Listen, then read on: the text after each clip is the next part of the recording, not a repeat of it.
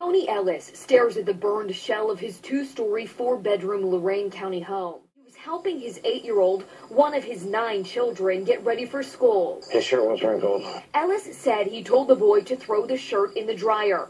That's when flames started shooting out of the machine. I was downstairs trying to put out the fire. The 8-year-old did his best to help. He did a good job by yelling that there was a fire in the house, and that alerted everybody else, including Ellis's 20-year-old son, who picked up his 11-year-old paralyzed sister who can't communicate and carried her out of the burning home. He was able to do what just was in his heart, besides what was needed to be done. The entire family dog made it out. We sat across the road and watched it for 4 hours just burn and burn and burn. It was, I can't even describe it. They lost furniture, clothes, his wife's wedding ring, pictures, and birth certificates. The Ellis family also lost tens of thousands of dollars worth of equipment for their special needs daughter. The bedroom right above where I'm standing is where the little girl used to sleep. Everything is gone except for the metal